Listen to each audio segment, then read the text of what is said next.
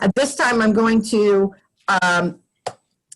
give you just a little overview of Preston. Preston Gibson has sailed some of the roughest seas as a Coast Guard officer and brings the decision-making learning that he had from that experience, along with his 19 years of working with the Cape May County Herald and serving as their CEO. He's going to bring today the management, how do you as managers encourage, incentivize, and so on with sales. And Elaine will follow through. Elaine has 40 years experience and she's a veteran in sales management. And for the past few years, we won't go back and discuss. I was 10 when I started. No. Yes, there you go. And for the past few years, she's been working in Florida, where she's helping to rebrand and build the My Living magazines. She will not only be our speaker today, but she will be our TLI trainer when we meet at the MACPA conference. So at this time, I like to give us a round of applause for Preston will begin and just take over. He will be sharing series of slides with us. So good morning, Preston. Good morning. Let's see. I'll start sharing this screen here and hopefully we'll dive right in. It'll go as planned. Getting pummeled. How about that? Is that working? Yes. It is now. All right, great. So the question is, we know that the seas are raging out there, and the question is, are we riding the wave or are we getting pummeled? And I think it's a little of both. At least that's been my experience. And the point we're wanting to make today is, of course, that planning can make the difference between riding the wave and getting pummeled. There's planning, and then there's coping and hoping. That's been a response I've had when folks say, how you doing? Well, I'm coping and hoping. But planning should be a context in which that coping and hoping is occurring. We have a very dynamic business climate with scarce resources, which creates very serious challenges, obviously. We've all heard the expression that failing to plan is planning to fail, and I don't want to trivialize that, but it's why we do need to make sure we're planning even when the circumstances might cause us just to keep coping. So we're necessarily coping, but it should be in the context of that plan. And so what do we do? Then I think one of the practical things is we need to simplify that planning process. There's no time for analysis paralysis. And so maybe some of us have had very extensive plans and we work real hard on those plans. And I don't know about you, but I really haven't had much time for that. The longer term planning went by the way that for a while during the summer, it was all about the week to week cash flow and where is income this week. And looking at that what might have been a quarterly or certainly a monthly kind of a thing became a weekly look of how are we doing. And so it's hard to take that long-term view, but it's just as important. Watchwords that have been important, I think, during this period are nimble, agile, adaptive, but still decisive, the willingness and ability to make decisions based on the information that we have. There's still this feeling of scrambling that I know some folks actually closed. We couldn't. We're a local newspaper, and so at a time when the business side of things was struggling, we had more demand from readership than ever. Our audience was larger than ever, combined print and digital. And so this tension of being in higher demand for our news content and having to work harder than ever at a time that our revenue was worse than ever was just an existential tension that was unprecedented for us. So there was a sense of things are not working well, not going as planned. Even in the midst of that, the idea was, are we failing forward? Are we learning quickly and leaning into something so that when we come out on the other side of whatever it is we're coping with, we've made some kind of progress? There's slippage, but it's the old 3 steps forward, 2 steps back. Is there some kind of net forward progress? And we felt like there has been. It hasn't been evident maybe in this immediate circumstance, but if we keep the focus on how are we doing against plan, there was this sense of making net forward progress, and we did in fact make quite a bit of progress this year. One important thing to keep in mind is differentiating productivity from activity. Again, that's kind of trite, but we become busy and we forget to think about that and make sure we're not just going through the motions in getting out this week's issue or this month's issue, but in fact, we're making progress again towards those plans, even if the plans have changed, making sure that our actions are productive. Some of you may be familiar with a Showert cycle or other similar cycles of planning. The Showert is the plan, do, check, act. It's kind of like rinse, repeat. We need to compress that cycle time down to where what may have been a quarterly review. We need to be looking at how we're doing against plan on a much more compressed cycle. My maritime background expression I use in work is all ahead full, is kind of a let's keep going, all ahead full, people. And now I've been saying all ahead full-ish because we're in this COVID context of what's going on. So they'll say, Preston, is it all ahead full? And I say all ahead full-ish, but we don't want to be foolish. And so again, a plan makes sure that we're working smarter and not just harder. And then another mantra we kind of have is do the doable. There's so many things that we would like to do that we just can't do, especially when resources are strained. So one of the mantras we have is do the text. Well, do what you do know to do. And all of us know something to do. So let's make sure that we're doing the doable. I do want to talk about, and the focus that Alice wanted me to bring to this is sort of this annual review. What are we doing? It's that time of the year when we need to be thinking about, well, what happened in the year past? Yeah, what did happen? And then what's going to happen the year ahead? How many of you, by show of hands, have a defined annual planning process that you use? How many do you have a specific annual plan? Some. I'll do it. Okay. I'll do it. How many of you have specific plans for 2021? Okay, great.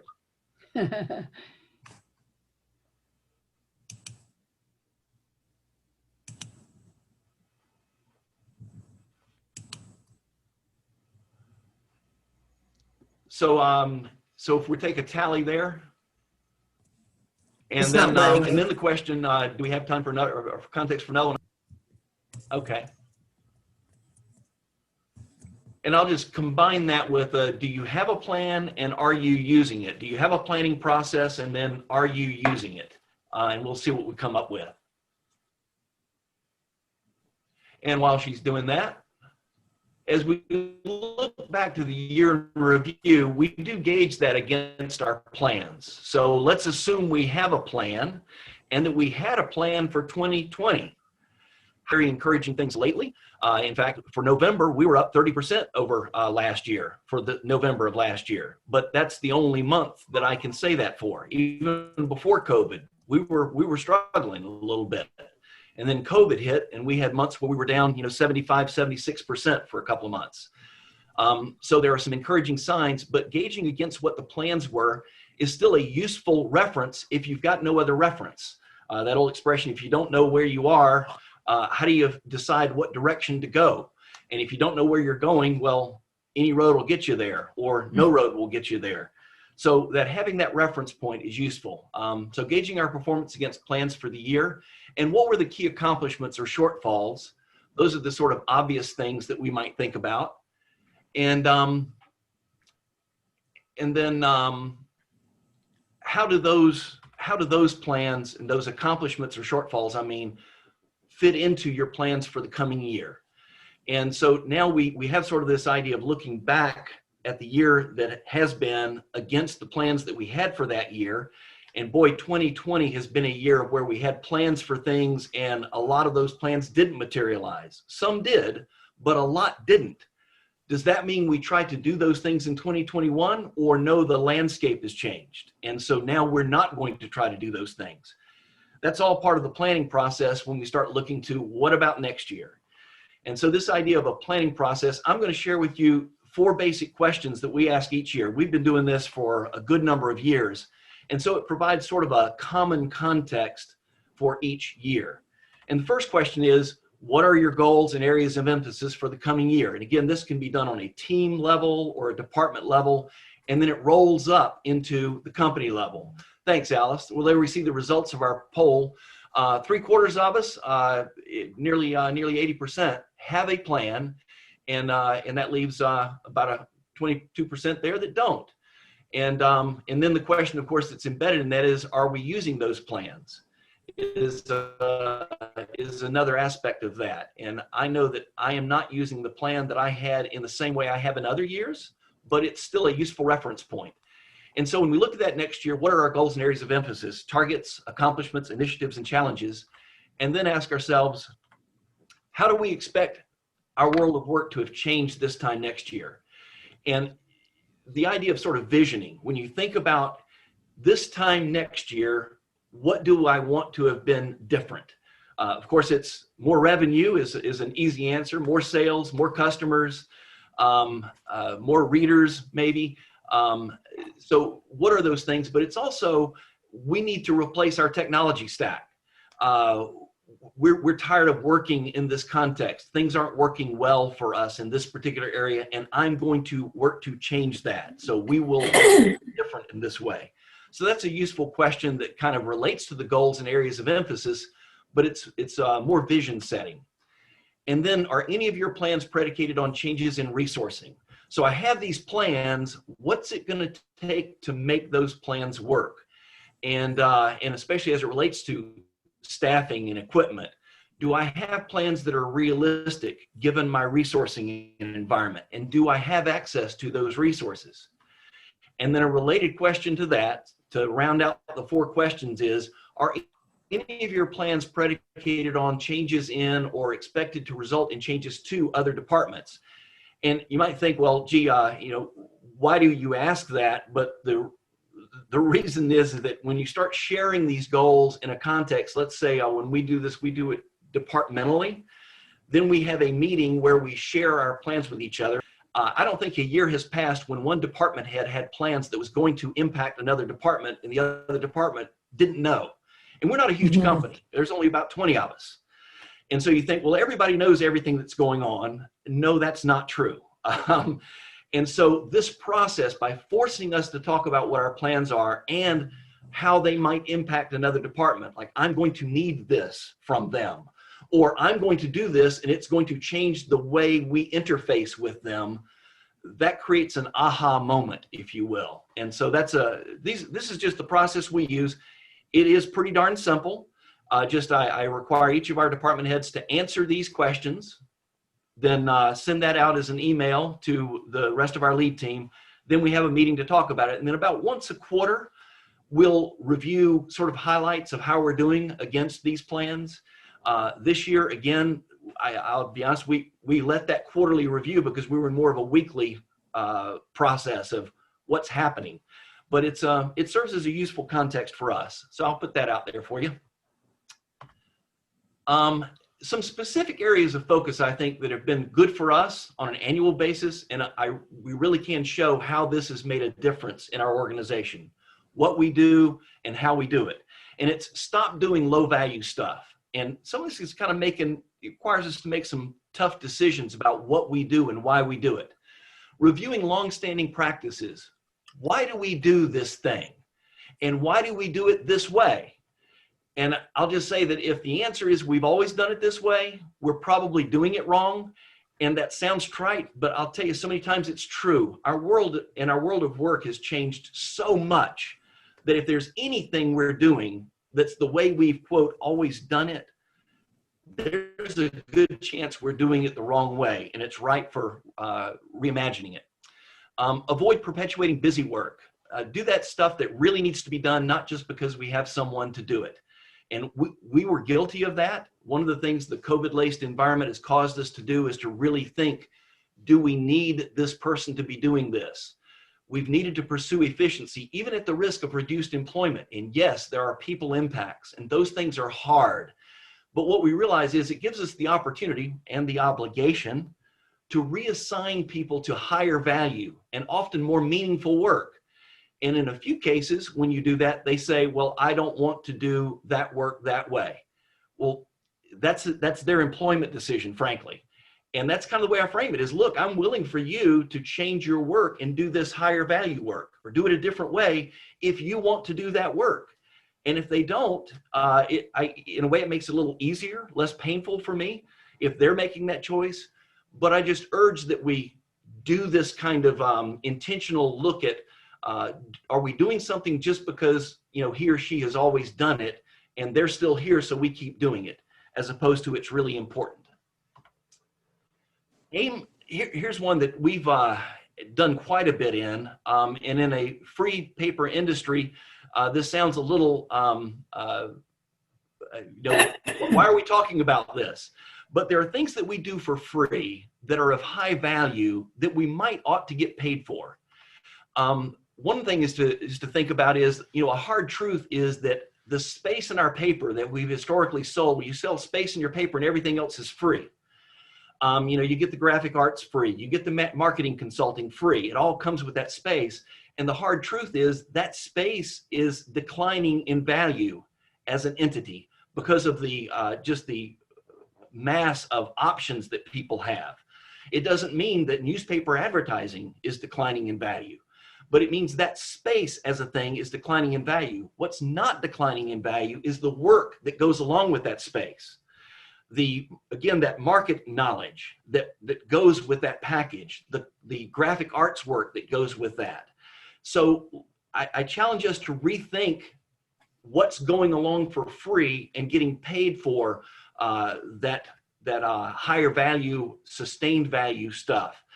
Graphic artwork, set some parameters for what's included in the package. And then if they want to exceed that, there's a cost for that. Offer premium services, frequent changes, for example, as an upsell.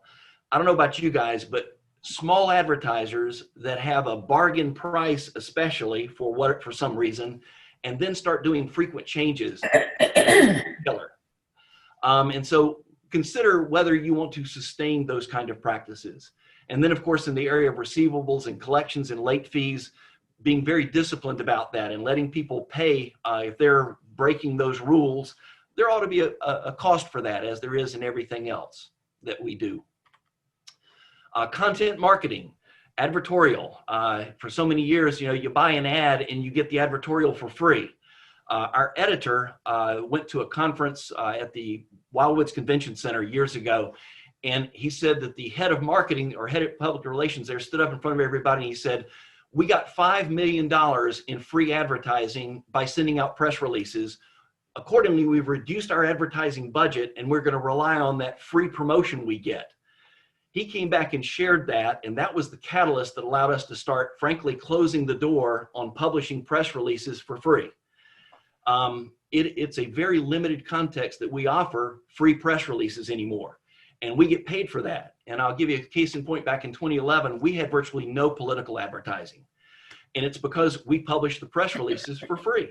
We closed the door on that, and it created some hue and cry, I'll tell you. But this past season, we had more than $50,000 in political advertising. And so it took time, but when you stop offering it for free, you actually can get paid for it in many cases. So let's think about that. Sponsored features. One of the things we did this year was we launched a weekly news wrap as an e-newsletter. We have about 8,000 subscribers. And so we said, well, what if we did the work of looking at the week in review and pulled out the highlights and provided links to our articles and whatnot, but did that work for people that may not have, you know, be in the news stream, if you will. And we got a sponsor for that. And so we do several of these newsletters, and it's not a ton of money. It's $199 a week, but that's $10,000 in new revenue that we have by launching this sponsored feature. And we have other sponsored features. And so I'm sure many of you folks do too. But the idea is that getting sponsors for these things that we might otherwise just do as part of what we do. And even sponsored circulation, something to think about. We don't We're not doing this, but I've heard of some people that do. They have a circulation sponsor that gets some kind of, prominence in terms of how they are displayed, but they get credit for helping that product reach the community. So whatever it is that you might do that is now just part of what you do, think about how valuable is it? And if it's valuable enough, then somebody might pay us for it. And that concludes my presentation. Those of you that are planning to go to the conference, congratulations. Those of you that aren't yet planning, I encourage you to consider it. What I am planning for that conference is looking at what are our plans and how are they working out. So the plans that we've made, putting those into action, maximizing results by focusing on priorities and looking at what's working well, and then the honesty of what's not working so well. And that's often the less fun, but the more important thing to think about. Why isn't it working? And what do we do about it? And bringing our shared learning into that context. And I look forward to being with you. I want to mention before I even do the presentation on time management, this is a TLI class that I'm sharing with you, but I edited it to fit the 20-minute time frame, but it was taught in TLI. That's one. The other is we were closed for 2 issues. We were literally closed for 1 month because we come out every 2 weeks. And what happened is, and this is where the leaderboard comes in, what happens is we were, for lack of a better word, it really took us down to the core. We lost 100 accounts and $100,000. So I hope you don't mind, but I'm going to get really real with you guys and tell you from a sales perspective, because I'm talking to you from salesperson to salesperson, even though I'm the president of the company. The salespeople that are here, we're all in sales, every one of us. I go out in the field, I go sell, I go do all of that with them. And we have a magazine now that I'm holding up right here, but My Living Magazine, this is 112 pages. It is like a brick. It's the biggest book we've ever had. And I'm going to share with you what happened before and what happened after. Sorry about the camera being so small. I'm in another office. My office camera isn't hooked up. So I'm like a little baby screen here, but I'm going to hope that I'll talk loud enough and you'll be able to understand what I'm trying to convey. But if you look at the totals, and this is real confidential, so obviously we're not sharing this other than sharing the screen, but there are 9 sales reps on this leaderboard. And if you notice, this was our first issue, volume 489, when we reopened. Look at the total, 216,000. We were down $71,000 from our previous time that we were open. And our account base, look at the account base from 487 to 489, 568 to 392. That is devastation, you guys. That is devastation. Be a sales rep that walks into the office, like be a Kelly or a Nicole or one of those on the leaderboard. They're used to writing big revenue and they are way in the red. Do you see where the red column is? So What is over under? Yes, the over under. So what happened is they walk into the office after being closed for a month, and they walk in and this is their revenue that they walked into. Now, as a salesperson, you know that every week, I know I used to when I was selling a weekly publication, every week I walked in, I felt like I was starting all over. I don't know why, but I always felt like every one of my customers were going to drop. We know that didn't happen because they were on contract, but reality is that we live in that world as salespeople. So these guys are looking at us going, oh my goodness, I've lost. Look at David, 22 accounts, Nina, 21, 31 for Tracy, 35 for Vicky. Look at those numbers, you guys. Walk in and do that. So I'm going to have this at our next year's meeting. My topic next year in 2021 is 21 ways to improve your sales. It's real simple. I'm going to talk in simple language to salespeople, and you'll understand. This is one of the 21. So this is 503, issue 503. Our goal was 504, 508. 554 is what we did. Look at the sea of green. Sea of green. Everybody is in Mhm. green. Remember, this issue is 503. The last issue I showed you was 489. So from March, when we closed the whole month of March, from April to right now, we got back more revenue than we had ever in the history. We have an all-time high of $318,000. Remember you saw 217 or one of those numbers? We got the 100,000 back. We have 554 accounts, not 392. These are real numbers, you guys. And let me tell you why I'm sharing this, not to brag and tell you that we're just this wonderful thing. What happened was we restarted, and every issue, all they had to do to be in green was beat the prior issue. That's all they had to do. So if you were starting with 10,000, if you did $10,001, you were in green. So every single issue, we said, whatever you did the last issue, you got to beat it. And what happened was, as we went forward, you could see that, look at David now. He's at 65 accounts. That's an all-time high for him. We have Nicole back at 35. Trisha, a new rep. She's not new, but transferred rep, 68. Nina, 69. Look at Kelly at the top of the leaderboard with 87 accounts. Now, this is to me, this is a great report card. If anything, I can tell you, to use a leaderboard in today's world is the way to go for salespeople, because first of all, they like to be in green. We like to be in green. And second of all, it starts out with, you know, they're all in red to the very following week, they were in green. And nobody wants to not be in green. They all want to be in green. So this is a great way for us to show you this. We put this out every single day. Every day, this leaderboard is updated every day. And I send out a message at the end of the day highlighting those people that are in green with a little memo. It doesn't take a lot. It's a little attachment. This is pasted in the body of the email. And I will start the email with, hey, hello, everyone. What a great day we had. We went from blank to blank. This person's at the top of the leaderboard. They love to see their name in lights.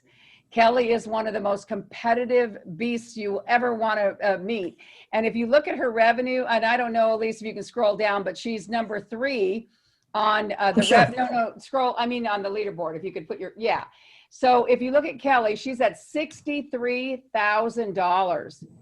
And she's 3rd on the leaderboard. She's Wow. in 3rd place to our new hire, Stacy, because look how many reps we have. Oh, now. I see. 11. We had 9. Remember when we opened up, we had 9. We lost 2 people. Now we have 11. So this Stacy girl, lady, not a girl, this lady has come in. She's only been here 1 issue. Look what she's doing. Her goal was only $500. She's at $1,400, but she made it at the top of the leaderboard. So Kelly comes to me and she said, Elaine, why am I 3rd? Look at, I write the most revenue of anybody. Well, you know, do we really want Stacy to be demotivated and not be at the top of the board? We need her to perform. We need her to be happy and excited. She's brand new. So Kelly got it. She understood. She's still queen bee, and she still writes 87 accounts, which is a lot. Why I'm sharing this, and when Preston shared with me his slides and stuff, I wanted to say to you, this is what our restart button looked like after we reopened up. And as you saw from the other leaderboard, everybody was in red. It was devastating. And I encourage all publishers to use a leaderboard as a way to measure your success and moving forward. So I hope you like that. Goal setting for 2021. I'm going to keep it real simple because I believe that with us, all of us have goals, and I don't want to lecture how important it is, but a goal without a plan is just a wish. That's all it is. And so when you say, well, I have a goal to do this, or I have a goal to do this, and you have no plan that's set forth, Preston mentioned that in his presentation, you have to have some kind of plan, or you're just wishing that it's going to happen. Cross your fingers and lose 20 pounds. See how that works for you.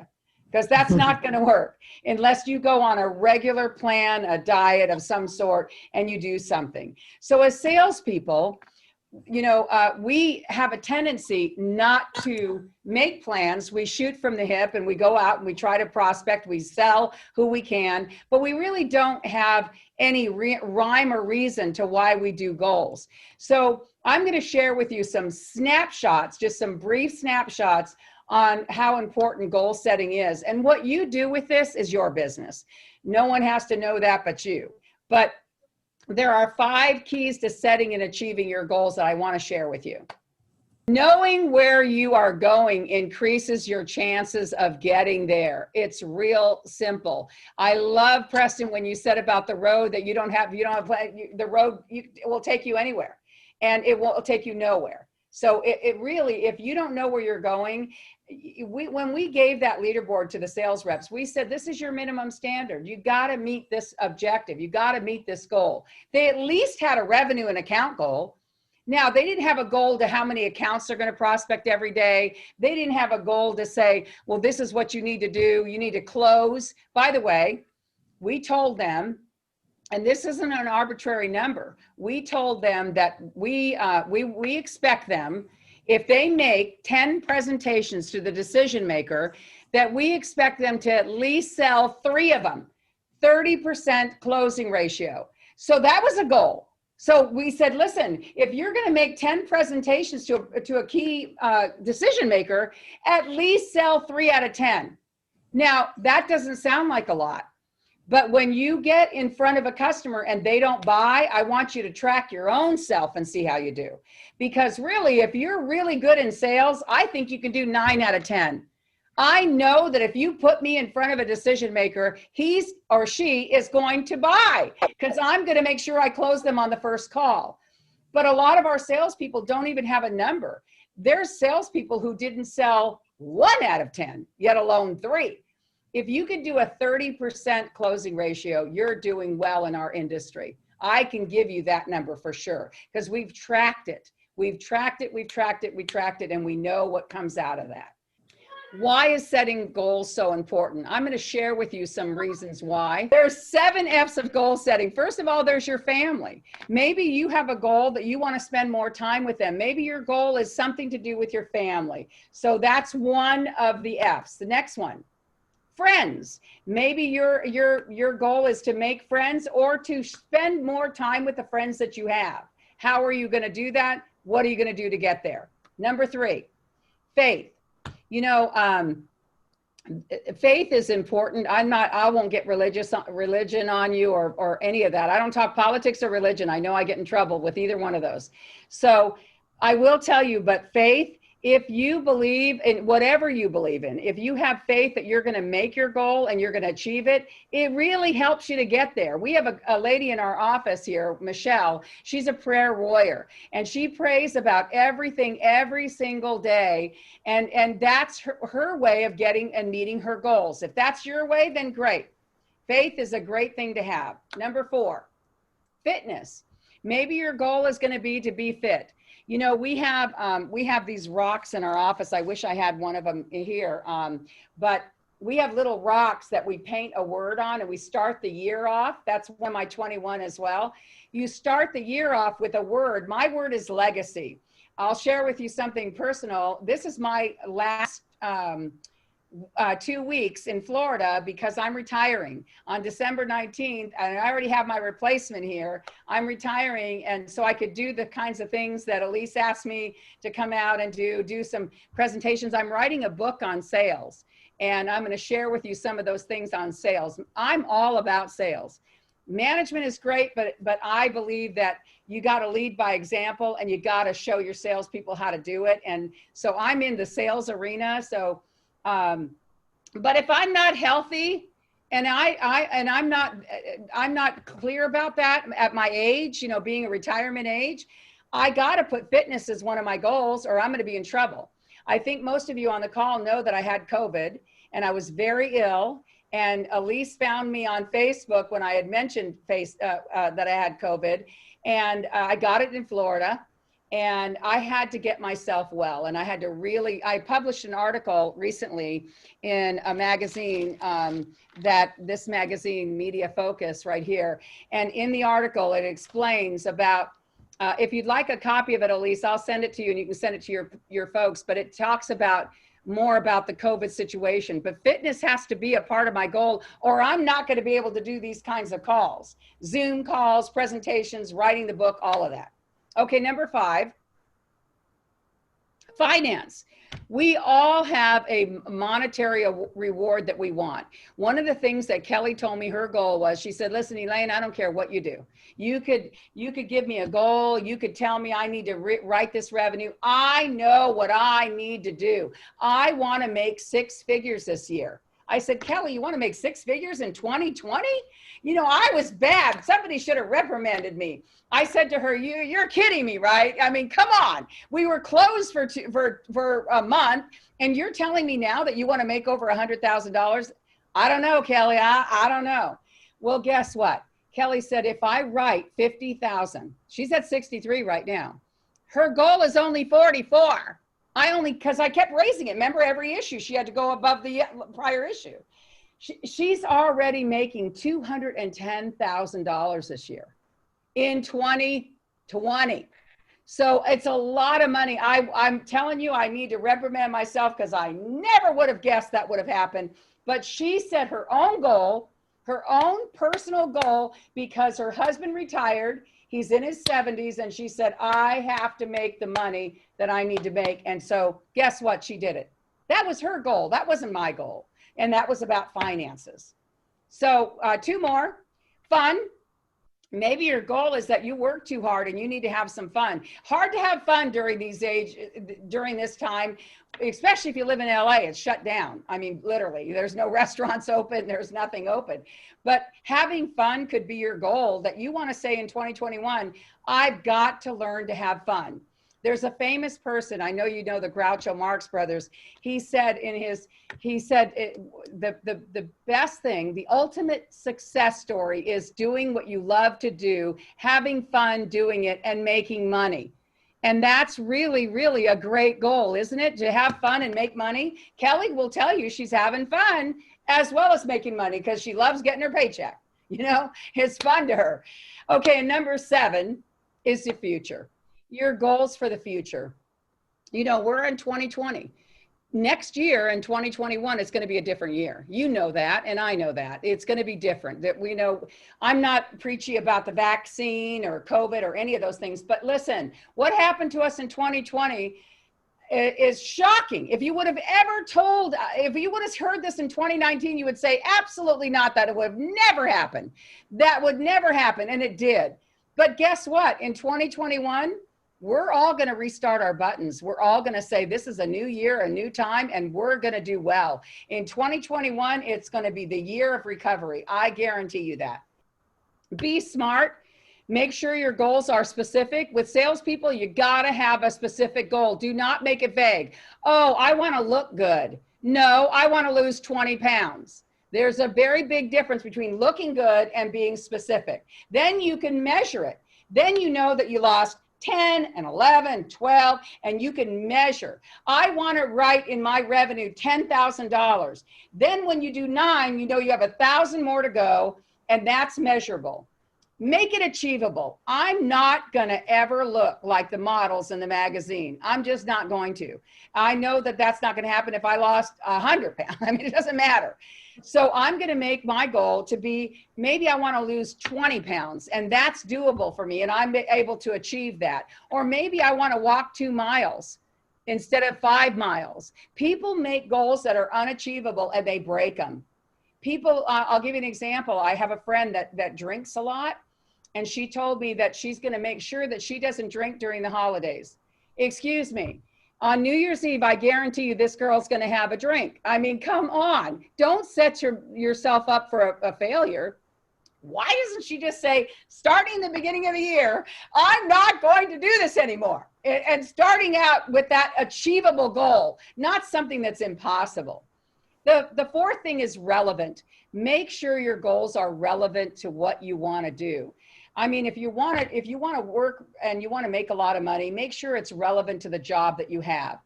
I had one of my young nieces, great niece, she said, my goal is to make $50,000. And I said, well, what are you going to do? Well, I'm going to work at McDonald's. That's not going to get her $50,000 a year as a cashier. I have to be honest with her. Make your goal relevant to what you are doing so it makes sense. And then, of course, time it. If you don't put a time frame on goals, for example, our reps on that leaderboard, their goal is every single issue to improve. That's timed. That shows you exactly what, it doesn't matter what the season is or if the fair's in town or whatever it is, time your goal and make sure you have a relevant time for it so that it's not 10 years from now. Okay. 5 quick tips for setting goals. Keep it simple. Really make it simple. Don't complicate your life, folks. In sales, we got to make things simple. We deal with so much stuff all week, all day, every day. We got to make sure the goals are simple. Next is review your goals regularly. You got to know where you are and review them regularly. I know I'm probably preaching to the choir here. Number 3, goals should reflect your values of what you want to do. Number 4,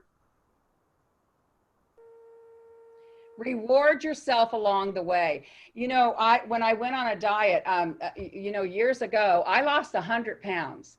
And if I showed you some pictures of the way that I used to look, you'd be like, that's not even you. And it was me. I went to Weight Watchers, and I'm a lifetime member, but I went to Weight Watchers and they would stamp your book and they would give you little cards and do all this stuff. Well, I got to be honest with you. I weighed in on Monday. I had to be really, really good on Mondays because that, you usually start over on Monday. But on Monday night after I weighed in, my sister and I went out and we would eat a banana split, something really fabulous. And we would reward ourselves along the way. That was like, we looked forward to that so much. And then I would spend 6 days trying to get rid of the banana split weight so that I weighed in less. So you want to reward yourself along the way. Kelly, what she has done, I use her a lot in this because of what her success was. She buys herself a Louis Vuitton, anything. I don't care if it's a wallet, a purse, anything. She just came in with this gorgeous Louis Vuitton purse. And I said, Kelly, how much is that purse? I can't do it. I cannot do it. The most I'm spending is on a Coach, maybe. But she spent $2,000 on a purse. And I was like, no, but that's her reward. Let her do it. Okay, number 5. Commit your goals to writing. I wish you could see Glenn's office. This is my boss's office. He's the owner of the company. And I know you see his books, and he's a very visual person. All over the wall is our goals that we want for the year. And I'll give you an example. I got here in 2016. It was writing $5 million. Right now, we're going to project 8.8 million.